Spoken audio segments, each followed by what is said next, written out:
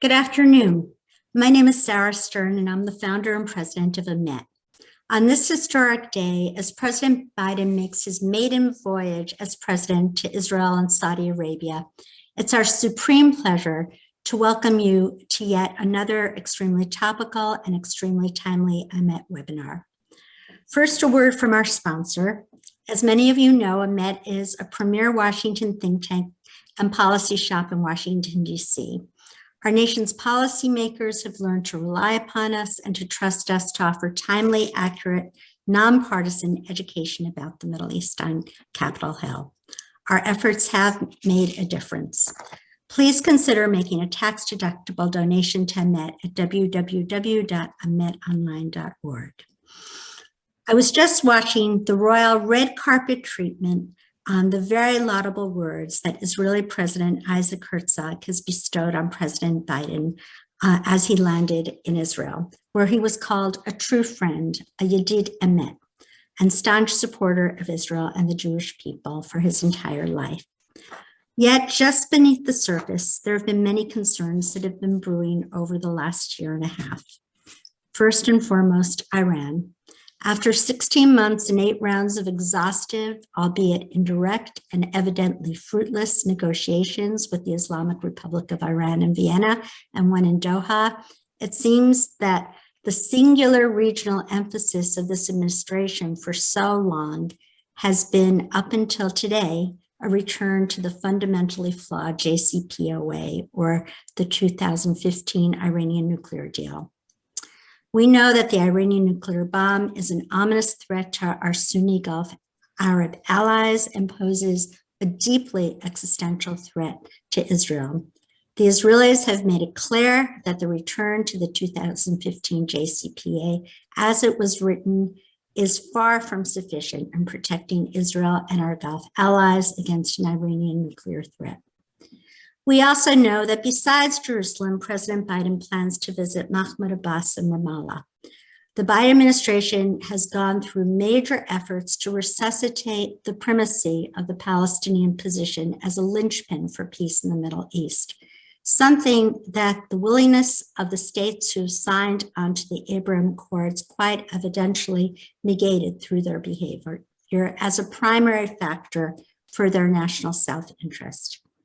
Yet, we have also seen that despite the Taylor Force Act, a federal law to end the Palestinian Authority's incentivization of terrorism through their notorious pay-for-slave program, the Biden administration has recently given $500 million to the Palestinian Authority. They're also planning to open a separate office for the Palestinians in West Jerusalem, something the Israelis have voiced strong opposition to, which would erode the spirit, if not the letter of the law, of the Jerusalem Embassy Relocation Act, which says that Jerusalem shall remain the undivided, indivisible capital of the Jewish people. This gesture can only serve to inflame Palestinian aspirations that Jerusalem might one day be divided. On the Saudi front, we all know that during the campaign, as a result of the atrocious Khashoggi affair, President Biden said that, quote, the Saudis must pay the price and make them the pariah that they are, unquote. However, after the Russian invasion of Ukraine and the ensuing sanctions on Russian oil that have increased the price of oil at the pump, the president is off to Riyadh.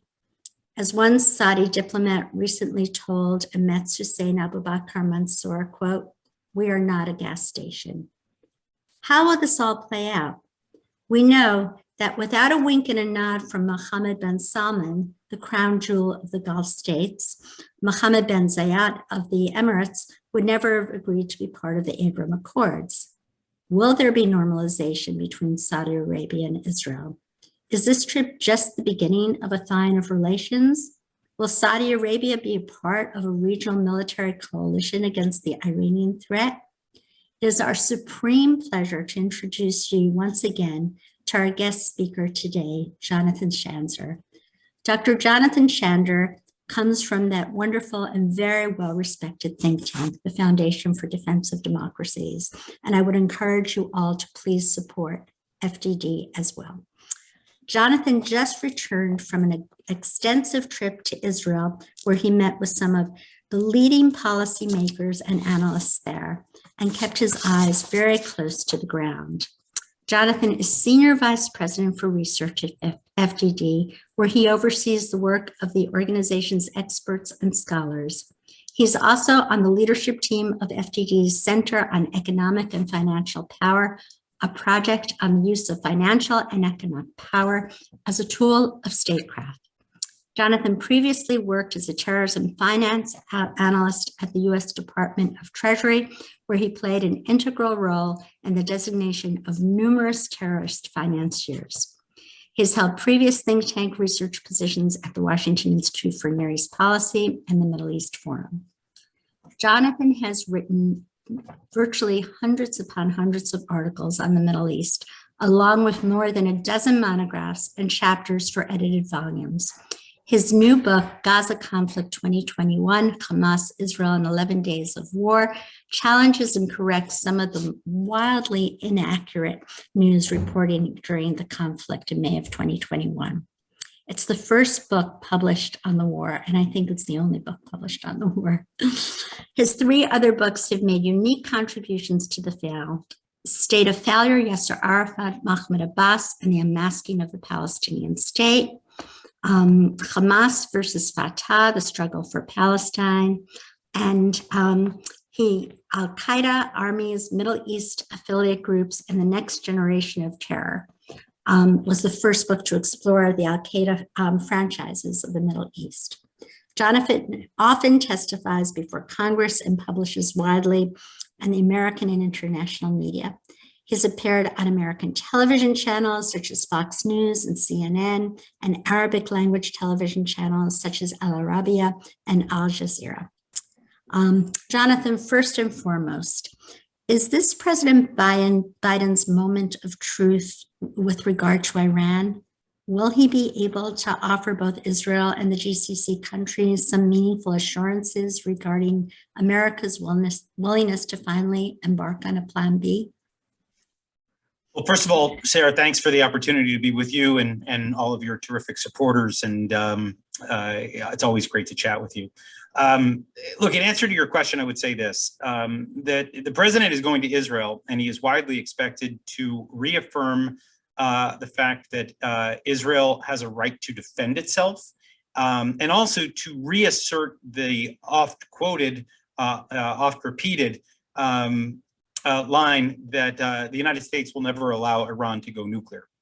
The problem is on the second front, not really the first. Israel has and maintains the ability to defend itself under just about any circumstance, and actually refuses to acknowledge this ongoing nuclear dance that's going on with the United States and the P5+1. They continue to say that they're not party to whatever will be signed, and the United States accepts that.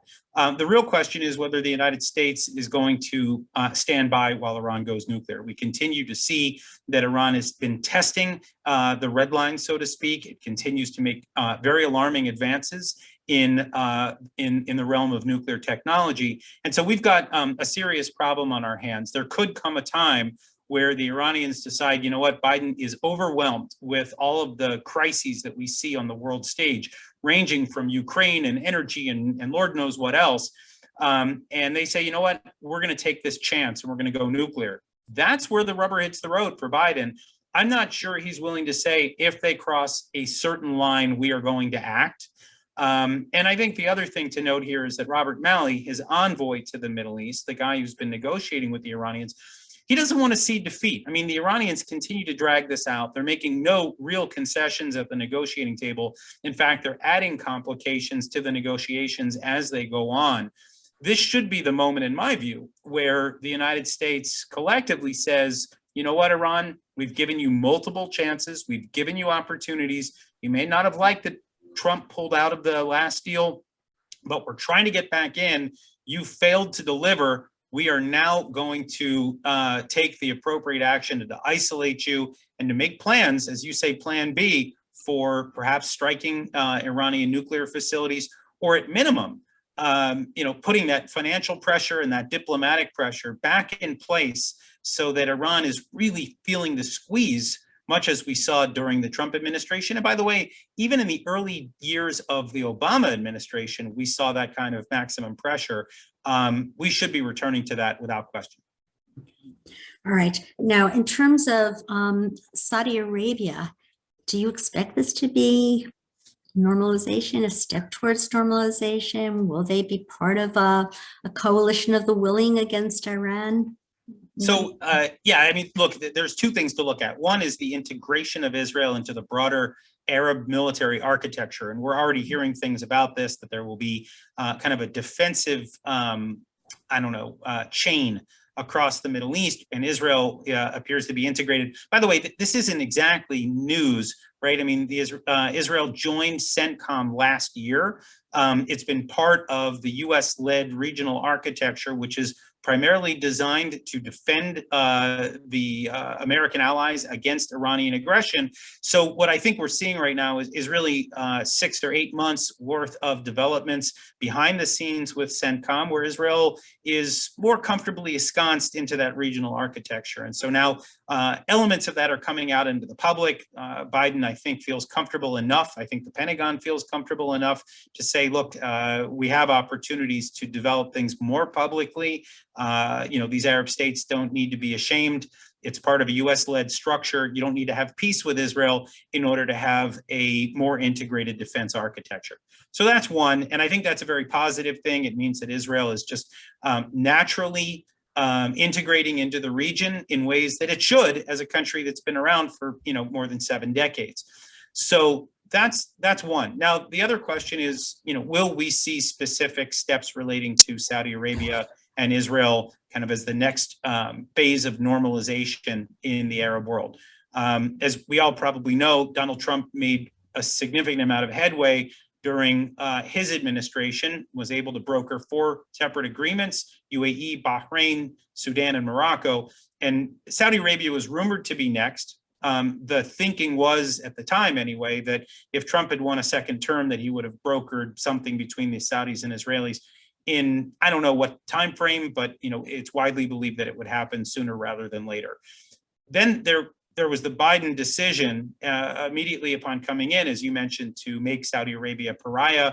There was a lukewarm feeling about Israel, I think, in general. I think due to the pressures of the so-called progressives in the Democratic Party, you saw Biden hedge a little bit. But what was really remarkable was this almost indifference to the possibilities that existed for normalization agreement between Israel and Saudi Arabia. I mean, Ned Price, there's that famous video where he's pressed by Matt Lee of the Associated Press. He says, well, what do you call those agreements that were struck? And he won't even say the words Abraham Accords, just refuses to do it because it would be an acknowledgement of the previous administration's achievements.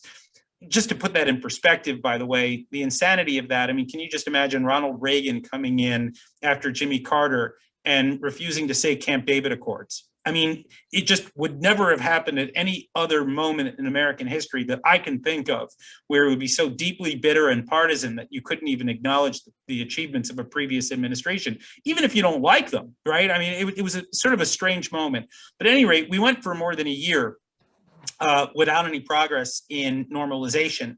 And then in May, we had this really remarkable announcement that the Egyptians were transferring ownership of 2 islands in the Red Sea. They're called Tiran and Sanafir Islands.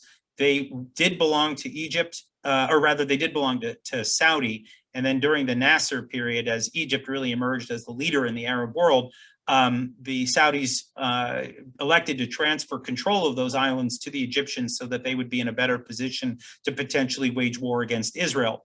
And as we know, shipping actually played a significant role in both the 1956 and 1967 wars. That was one of the major reasons for that to happen. Now, the Saudis say they want those islands back. Those islands are subject to the Camp David Accords, which means that Israel has a say in the matter. And so what that meant was that the Israelis had to sign off on the transfer. And if they're going to sign off, it means that there's a recognition by Saudi Arabia of Israel's existence. So that is an immediate first step that could be taken toward normalization. I should note, by the way, that if you talk to folks from the Trump team, they will say that this was something that they had put in motion 5 years ago. It just didn't reach fruition. So now the Biden administration finds itself really in a position where it can't say no, right? They need to be involved because the United States was party to Camp David. So it actually looks as if the Saudis and the Israelis almost push Biden back into this business of normalization. And now we're talking about other concessions that may result from what Alon Ushpiz, who is the head of Israel's foreign ministry, he's the director general. I heard him on the radio about a week and a half ago in Israel, where he said, look, you're not going to see full normalization, but you're going to see baby steps. So these baby steps will include enabling Israel to have overflight rights over Saudi Arabia on the way to the Far East or to India. And there also could be permission for Palestinians or Arab-Israeli pilgrims who want to go to the Hajj, where they'd be able to fly directly out of Tel Aviv, stop briefly in either Amman or in Abu Dhabi, and then go straight on to Mecca and Medina. So these are steps that I think are moving in the right direction. There are, by the way, I'll just note parenthetically that there are people who say, you know, Israel should have demanded a lot more. They had a lot more leverage because of these islands. What's really interesting to me is that the Israelis are showing uncharacteristic patience. They understand that if the Saudis go in the direction that we hope they do, it's likely going to create a domino effect where other Arab states, they can't be holier than the Pope, right? They can't be holier than the country that is in charge of the two holiest sites in Islam and really is the standard bearer for the Arab world. So the Israelis, I think, are playing this right. They're not pushing too hard. They're letting the Saudis determine the pace of all of this, and things are moving in some ways under the table, quietly, intelligence cooperation, possible military cooperation. Certainly security is really coordinated. And then you have some of these public moves, which I think are beginning to signal to the Saudis and to the other Arab states that we're entering into a whole new world in terms of normalization and Israeli integration into the Middle East. Right. So how dependent is this normalization on Saudi Arabia's relationship with the United States? I mean, there's still wounds about the comments regarding the Khashoggi affair, I'm sure, as egregious and outrageous as this was. But of course, you know, looking throughout the Middle East, especially Iran, they're all not bastions of human rights and democracy.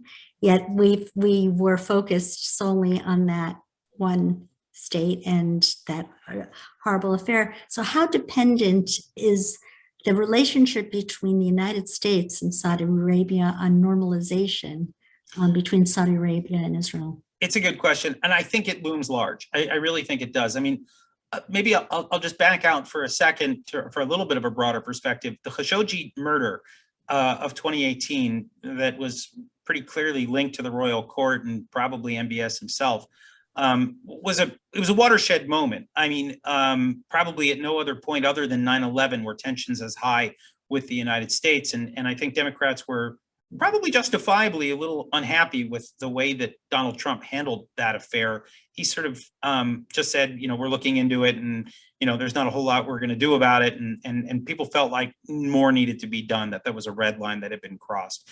I think there was some utility in voicing that anger at the Saudis, and to a certain extent, I think it helped redefine the relationship. And you should just note, I mean, I've been to Saudi over the last year. The changes that I see on the ground, the reform that is happening is remarkable. And what's amazing is that it was happening without America pushing Saudi Arabia. It was a full rupture in the relationship. And here you have MBS doing all these things that are helping the cause of women and generally helping the population.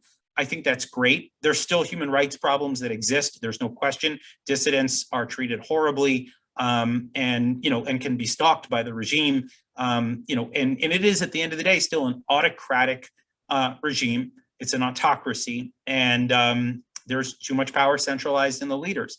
I think we can say that for sure. There was a question, though, at some point of how much longer did this need to go on? Really, what was the utility of this?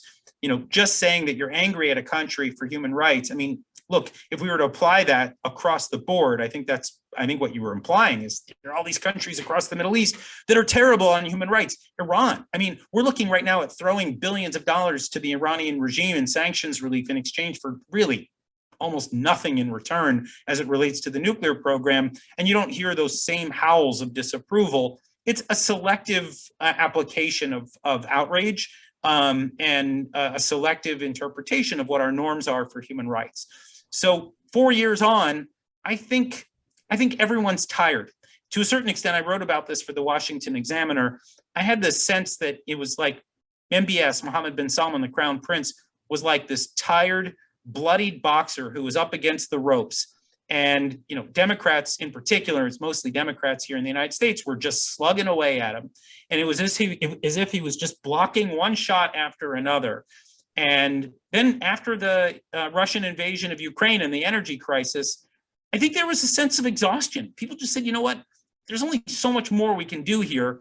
Maybe it's time to resume our somewhat transactional relationship with the Saudis, right? American security guarantees in exchange for a steady supply of oil.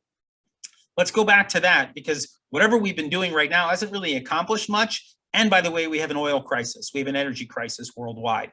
Now, the thing that's a little bit of a bummer about all this is that it doesn't look like Biden is going to get much out of going to the Saudis and asking for, for them to turn on the spigot. I think this is a long-term play right now. But by the way, I think it's the right move. I mean, this is a president who was elected because he was a pragmatist, because he was not this non-traditional foreign policy guy like his predecessor. People were looking for a little bit of sanity from him. So the fact that he's going to Saudi Arabia, the fact that he's going to Israel, these are traditional allies. He's looking to rebuild the American diplomatic architecture that we should have been embracing all along. He's finally doing it. And by the way, I'll just note this. He is, I think, really ticked off the squad. This is a trip that is taking place in open defiance of the so-called progressives, the far left flank of his party, who were really enjoying the pariah status that the Saudis had. I think they really wanted to also isolate the Israelis. They've done their best to do that. They're failing. And Biden is taking, I think, look, if he accomplishes nothing else but to reestablish that baseline of pragmatic foreign policy, governing from the center, I would be supportive. And so, I know there are people who are unhappy about the fact that he doesn't want to openly embrace MBS, or that he's visiting Mahmoud Abbas, or that he's giving $500 million to certain Palestinian earmarks. Look, I don't know if I'm loving every one of these steps, but the very fact that this trip is taking place is, I think it should be heartening for anyone who's looking for a pivot back to the status quo ante, which I think the last year and a half we've been off course. Do you think right now his trip to, I take it he'll be going to Ramallah to meet with Mahmoud Abbas, and he is trying to restore the primacy of the two-state solution, despite all of the, if anybody knows, all the years and years of rejection that the Palestinians have given in return for all these magnanimous offers on the part. Yeah, I mean, look, I think they're trying. Hadi Amr at the State Department is sort of the lead guy on this. By the way, Hadi Amr is not a particularly senior guy and doesn't have that much sway. I think, again, I think this move is a nod to a certain element within the Democratic Party. It's an effort to maintain a sense of balance. I'll put that in air quotes, balance for the visit. But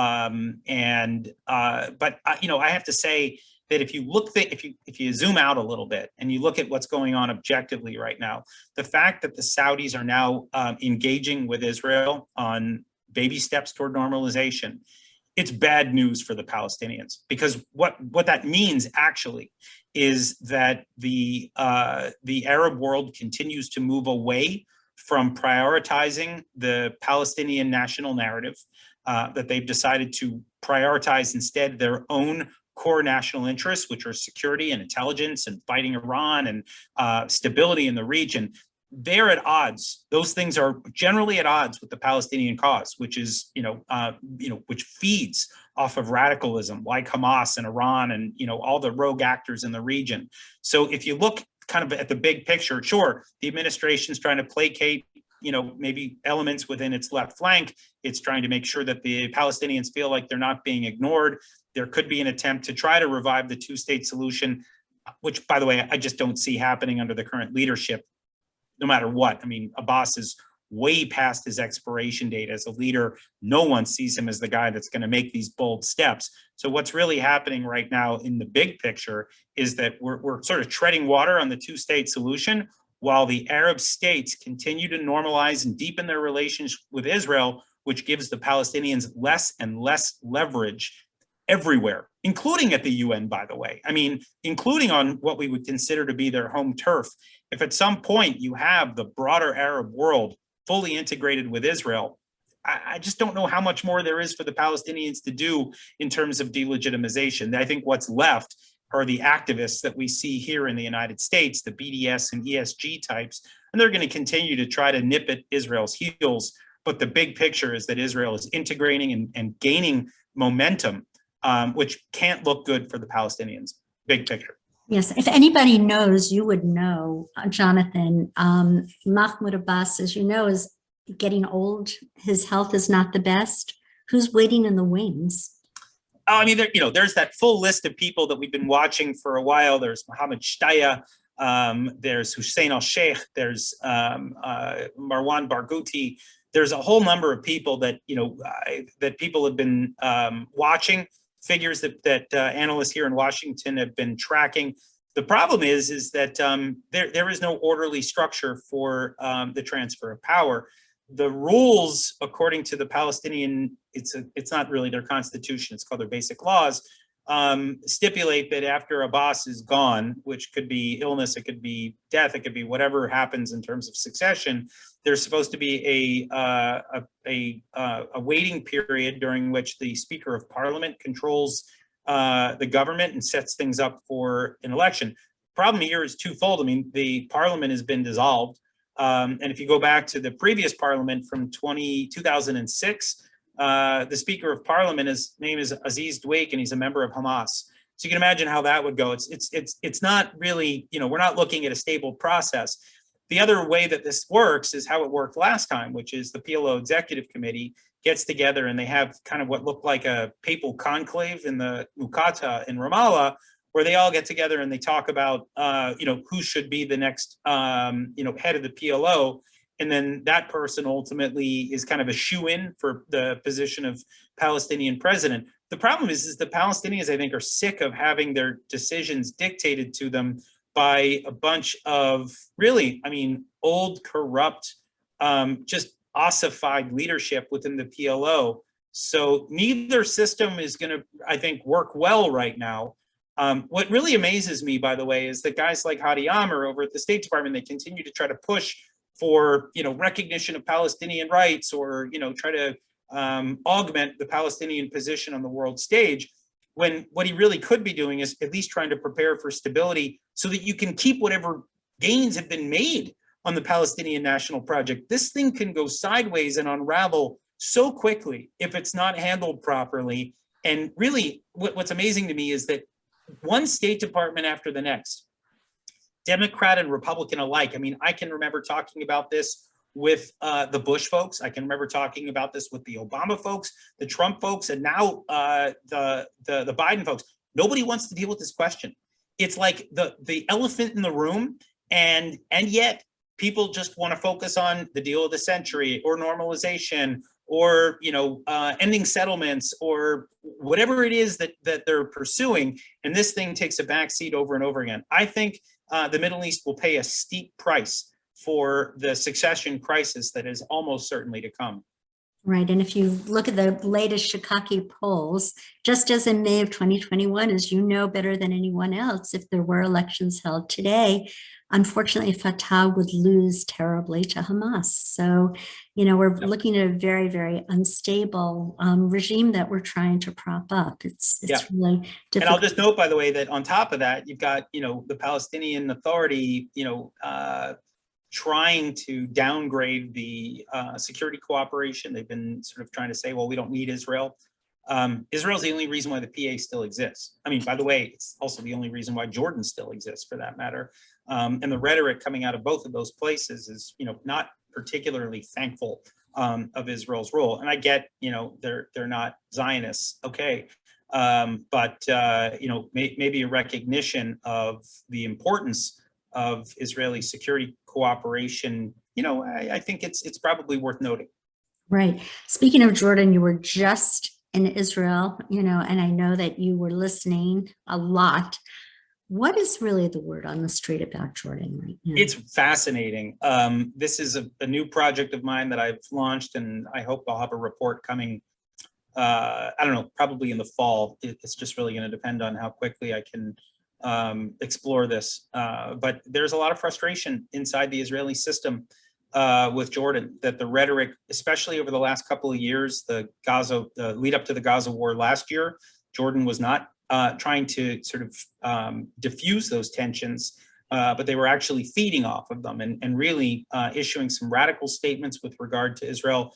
And it's, defending of kind of calm, right? More than anything else, it was just about trying to keep a lid on really what was a planned uprising of sorts coming out of the Temple Mount compound. Fast forward again this year, you see the same thing. In fact, even more vitriolic statements coming from the prime minister and the foreign minister and the king. It's a real problem because, the rest of the region is moving toward normalization, as we know, as we see right now with, with the president visiting in Israel and Saudi Arabia. When you look at what Jordan's doing, I mean, there was that Negev summit earlier this year, and that Negev summit was designed to begin to implement some of the normalization agreements that were signed during the Trump era. And what was amazing to me is that Jordan didn't take part. You've got Saudi Arabia, you got the UAE, you've got Bahrain, you've got Egypt and the United States, and somehow Jordan has just decided not to take part. The rhetoric continues to just be really nasty. And then on top of that, it's just interesting to watch. There's a lot of fighting going on within the royal family. There's continued Palestinian national identity issues that I think destabilize the country. There's Syrian refugees. There's attempts by Iran to destabilize the country. You have all these things, and obviously COVID and economy issues have racked the country as well. So you'd think that this is the moment where they'd want to do more outreach to the pragmatic Arab states and with Israel to keep things exactly where we need them to be. But instead, we see more of this heightened rhetoric, which is, it shouldn't be happening. And anyway, I'm going to explore the reasons for it and hopefully have some prescriptions for maybe how to get things back on track between Israel and Jordan. But it doesn't feel good right now. I'll put it that way. Well, of course, and part of the reason, as you know better than anyone else, Jonathan, is the 70% of the population of Jordan that's Palestinian, and could be as much as 85. 85. Wow. Amazing. So now it is my supreme honor to turn the podium over to my wonderful colleague, Hussein Abu Bakr Mansour, who will field some of the questions that have come in and perhaps ask some of his own. Hussein? Thank you very much, Sarah, and thank you very much, Jonathan. It's always an immense pleasure to have you. I personally have enjoyed listening to you right now. Very timely, very well informed and informative, and I'm sure our audience feels the same. Thank you very much for all those who sent us questions. Please keep sending us questions through the Q&A button or in the chat, and we'll get through them. So let me ask you the first question that we received. The word NATO has been floated around in the past few weeks when people talked about the Middle East. Is a NATO-like arrangement of Sunni states and Israel defending against Iran, is it a realistic idea? I think so. I mean, I think that is what we're seeing right now. The reports continue to emerge sort of as a trickle, and in some ways in bigger announcements, that there will be some integrated defense, radar, missile defense, intelligence sharing. Those things are already happening. Again, you've got Israel integrated into NATO, rather into CENTCOM. They had been in EUCOM, so they were not integrated more with their Arab counterparts. Now there is a very natural place for Israel to engage with the military brass of some of its neighbors. And it's being sort of chaperoned and coordinated very carefully by Central Command. I think this is a very positive thing. I think it's giving everyone an opportunity to see what's possible.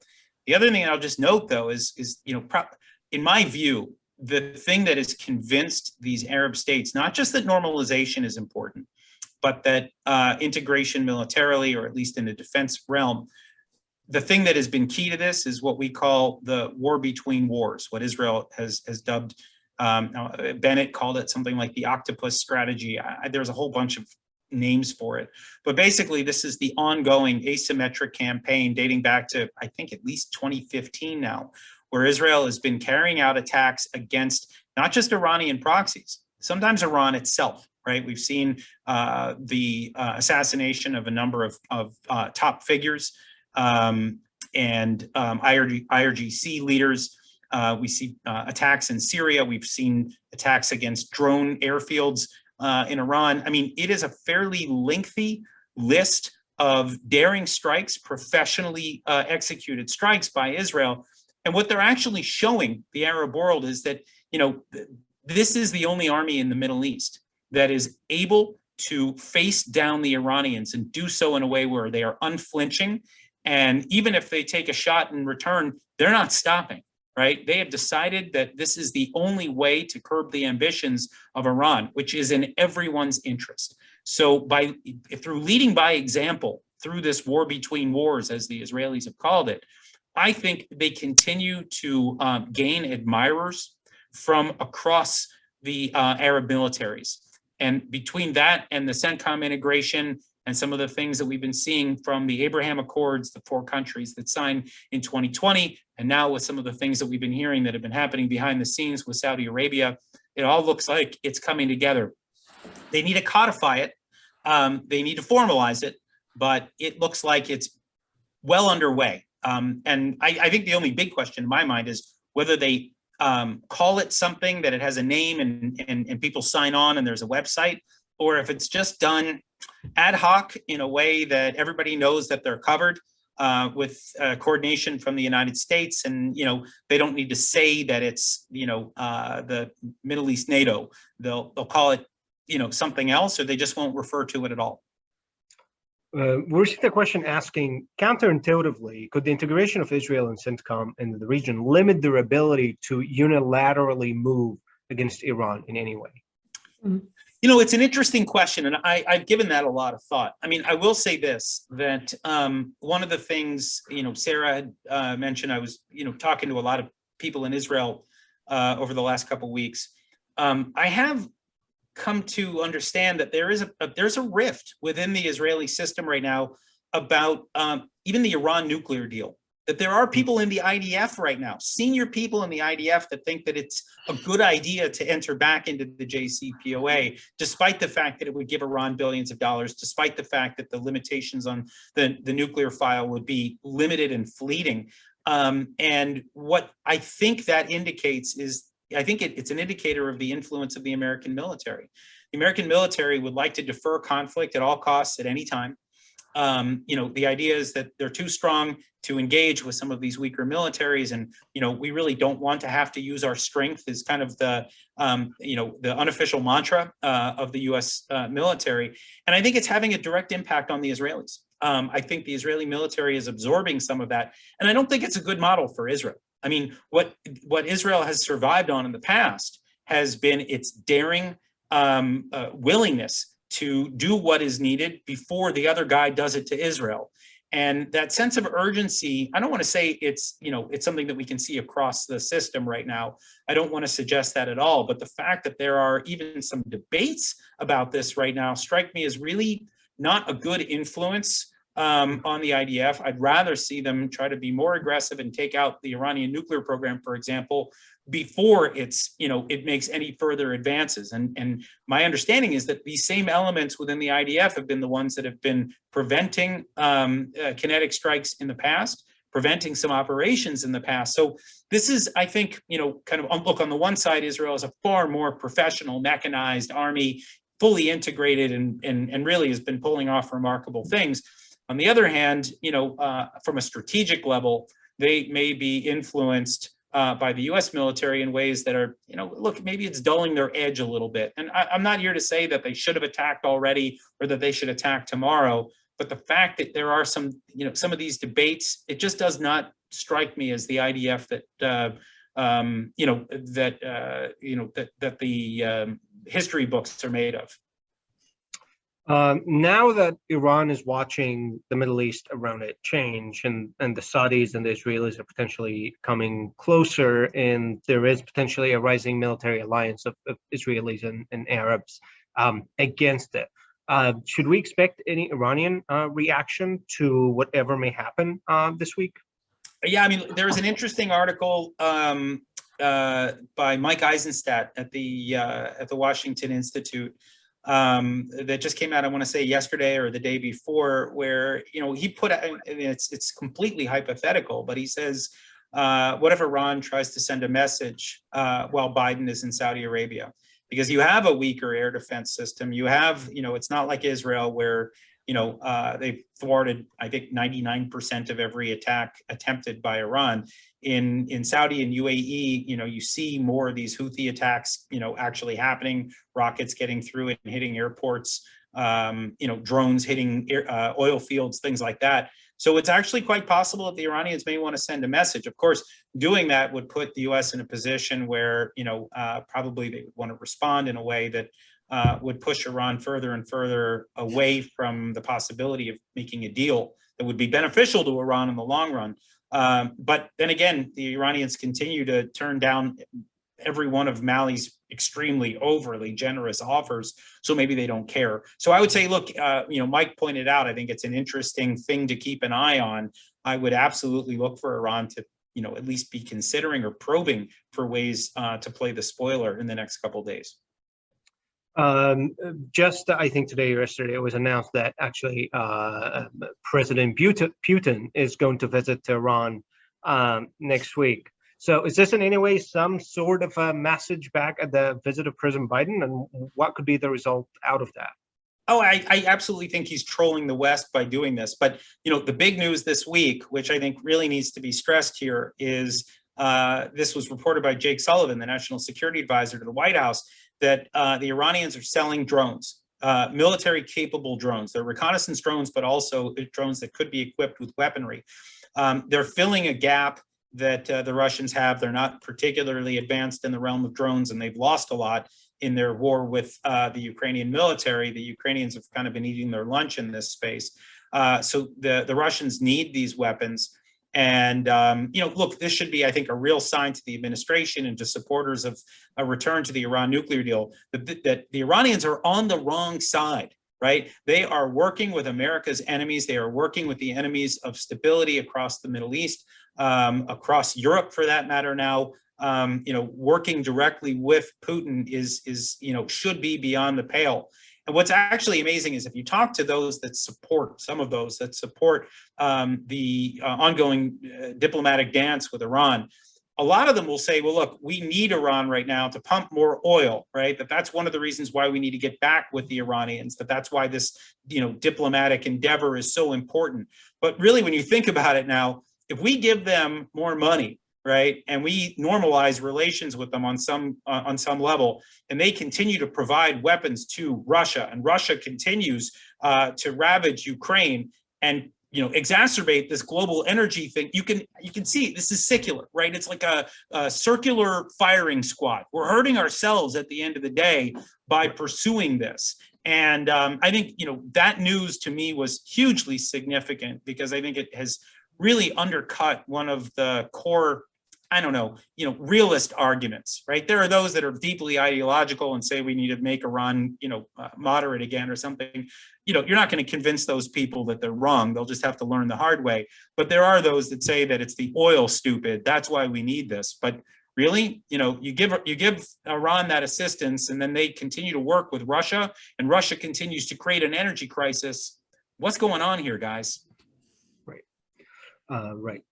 assuming that it's a hypothetical question, if Israel ends up not really attacking the Iranian nuclear program, and let's assume that Iran actually nuclearizes militarily, will the alliance between the Arabs and Israel, will that entire process lose momentum because that will be a transformation of the geopolitical balance of power? Yeah, I mean, there are a lot of scenarios that we could explore. I mean, one is, would they need each other, by the way, if Israel destroyed the nuclear program, right? Then the mutual threat's gone. If there is a nuclear Iran, does that mean that there's nothing else that they can do to undermine the Iranians? My sense is they're going to need each other no matter what, because Iran's not going to stop at whatever they do next, right? I mean, one of the other things that we're watching and that I heard a lot about in Israel was that Iran is trying to sponsor a project to build, and I think I've talked about it on this series with Sarah in the past. They're trying to build PGMs, precision guided munitions, that they're trying to share not only with Hezbollah, but possibly to get them into the hands of Hamas, to get them into the hands of the Houthis, to get them into the hands of Shiite militias in Iraq and Syria. And these weapons are extremely dangerous because they can they're very precise. They can target a spot within 10 or 15 feet of where they intended. That means that you can hit chemical plants, water plants, nuclear plants all across the region. And that's, we're talking about mass casualty events and things that could really devastate the region. So even if the nuclear program fails, if it succeeds, there's going to be another plot and another plot that the Iranians support. And this is really, it's a question of banding together in the name of pragmatism, moderation, and stability in the region. And that's where I think Israel and a number of its Arab states have realized, hey, we have a lot more in common. I mean, I've always said this, Israel was the best enemy these countries ever had. They weren't trying to topple Saudi Arabia. They weren't trying to topple Bahrain. They weren't trying to attack the UAE. It's not been a relationship like that. It's not been an overtly aggressive relationship. Now, some of those countries, by the way, have sponsored suicide bombings and things like that in Israel, and they've helped some of the regional war efforts against Israel. But it's not been direct hostility. And so it has paved the way for an understanding that pragmatism and peace and stability is really where we ought to be trying to head. And they see that that is ultimately Israel's goal, and that that's not Iran's goal. And that has been the basis of this relationship over the last, decade. And by the way, I'll just say parenthetically, I think I've also said this before on your show, the guy that is singularly responsible for all of this architecture that we see right now between Israel and the Arab states is none other than Barack Obama. Not because he meant to do it, but because he entered into this really mistaken, really dangerous diplomacy with Iran. And he so thoroughly scared the Israelis and Arabs that they had no choice but to work together. And so you fast forward, I guess it was 2011, when this started, or 2010. So 10, 12 years later, you can still see the unintended consequences of Barack Obama's diplomatic dalliances with Iran. Glad to see I'm not the only Hussein who's useful. Now, I want to ask about actually the visit of President Biden to East Jerusalem. So you mentioned that this was a nod to many elements of his party, and we can read that actually in his op-ed in the Washington Post, that he's definitely trying to balance inside his own party's pressure for more focus on the Palestinians. But we have a question asking, is there any sincere effort in that, more than just this balancing, that is an actual attempt to restart a negotiation process, a peace process between the Israelis and the Palestinians, something that's kind of solid and sincere? I mean, look, it's possible. I just don't see it. When you look at the state of the world right now, the domestic crises at home here, the gas crisis, the inflation, possible stagflation, a Russia war, you got an aggressive China with a growing great power competition that's happening in the background here too. You got the Iranian nuclear challenge that still has not been tackled. I mean, it's a hot mess. And the last thing, quite frankly, that a sitting president needs to do is to degrade himself, to debase himself further to the humiliating process of having, no progress on the diplomatic front with two sides that are just, at this point, not ready to work together. I would say that after Abbas leaves the scene, depending on who comes in, it could be possible to reignite this. But Mahmoud Abbas has been in power forever and a day, and he's not interested in this. And by the way, you also can't start a process like this with a caretaker government in Israel, for that matter, too. You don't start a major initiative with a guy that's only going to be in power until, what, November 1st. I mean, he could continue, but, it's American policy to not engage in big initiatives in countries where there is a political transition. This is something that the U.S. has actually written already in statements after the dissolution of the Knesset. And I think they're serious about it, that the idea that, that's why, again, I also think that, maybe there was a possibility for a bigger step with Saudi Arabia, but they can't do it right now with a caretaker government. You're going to see baby steps instead. I think it's a good policy, by the way, in terms of U.S. positions. You don't want to look like you're tipping the scale to endorse any candidate or party in an allied democracy. And I think they're smart to hold off. If you've noticed, Biden is also going to meet with Bibi. I don't know how long that's going to be or how friendly it's going to be, but he's going to make sure to do that while also meeting with Lapid in an effort to just make sure that things look balanced. But yeah, I don't see a serious effort to renew the Palestinian thing. I think this is a little pet project for Hadi Amr. Hey, we're going to give them some money. It's small change relative to the amount of money that we've been shelling out to taxpayers and everything else since COVID.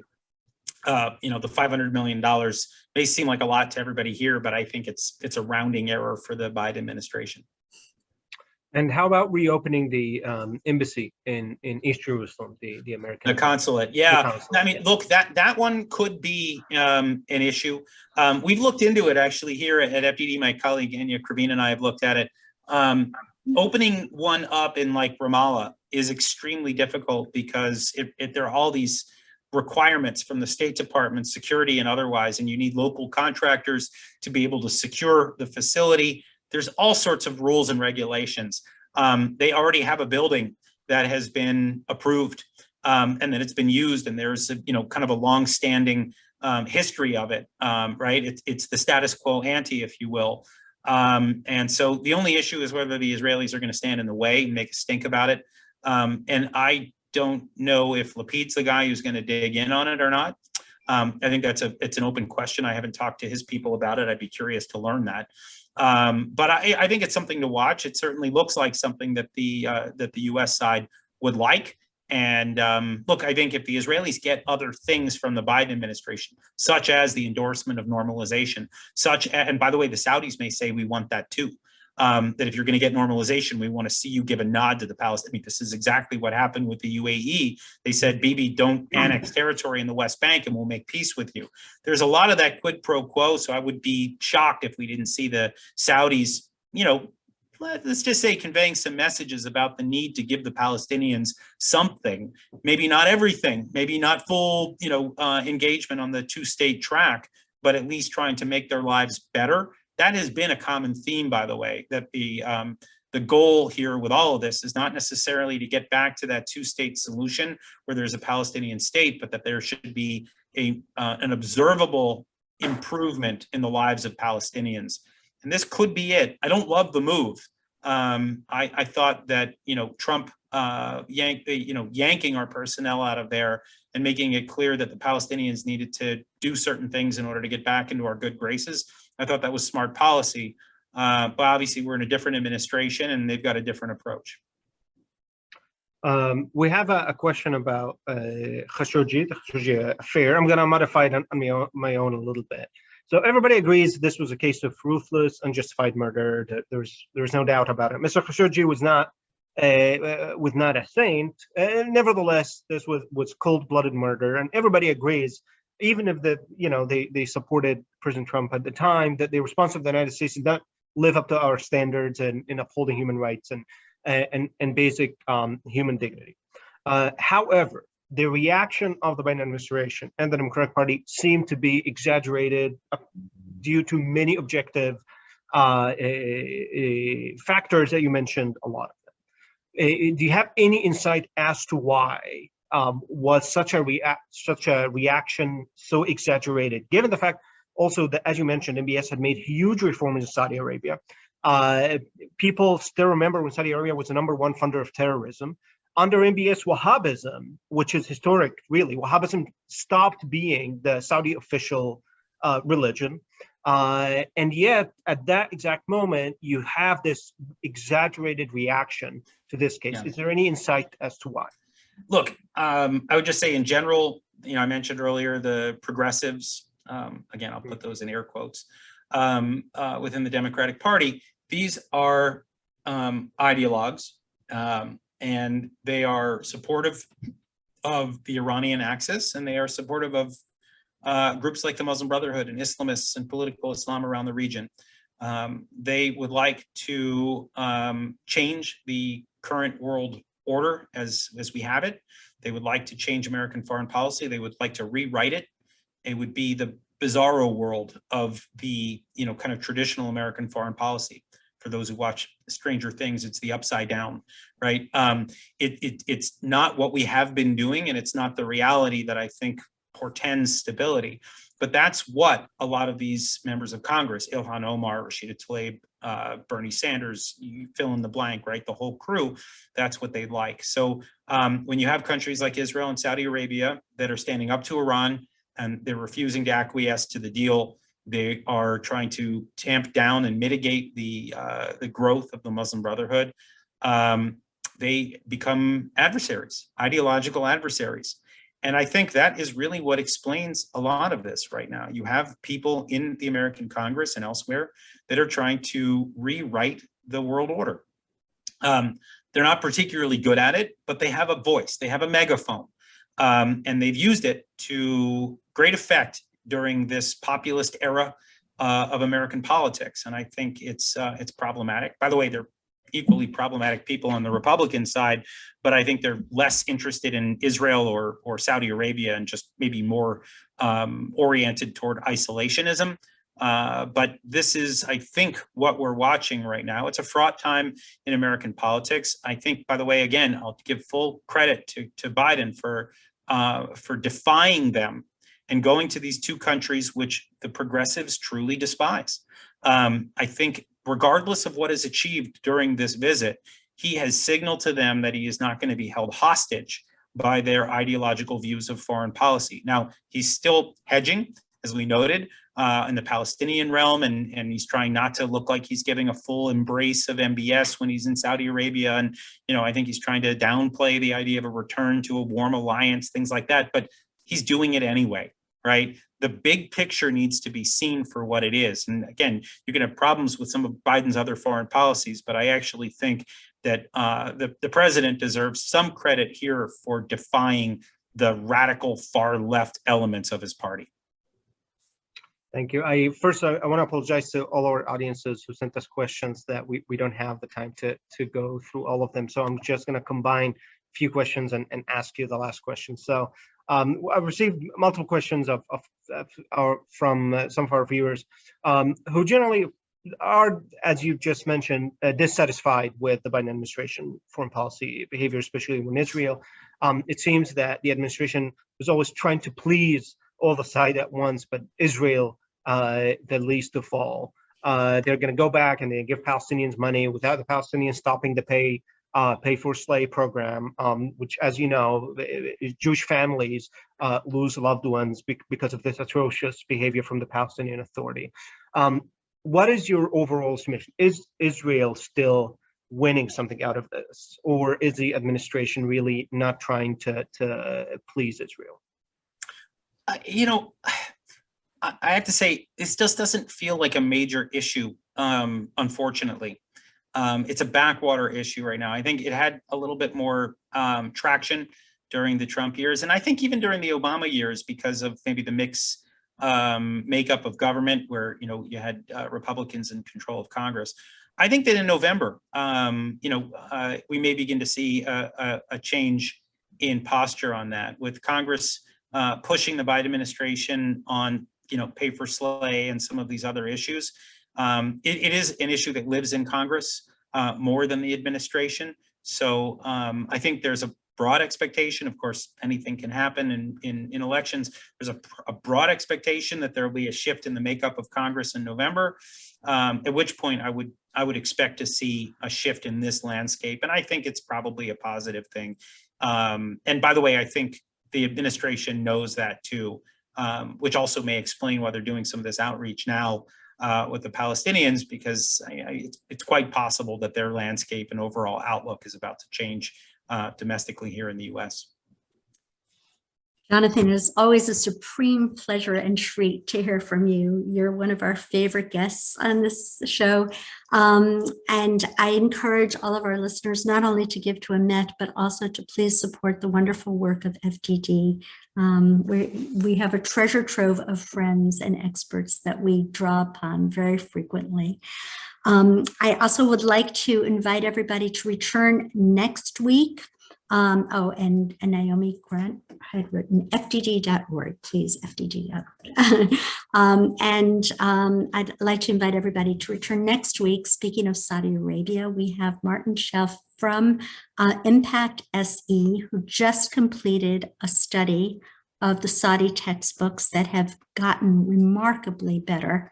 And he will compare and contrast that with the study that UNRWA uses for the Palestinian Authority, which unfortunately has not progressed. If anything, they have gotten retrograde in terms of their deification of martyrdom and the child abuse of trying to get children to kill themselves. So we please invite you to come back same time, same station next week, next Wednesday, the 20th at 12 noon for that study. And I thank you once again, Jonathan, for your brilliance and your wisdom. Thanks, guys. Thanks. You take care. Bye-bye.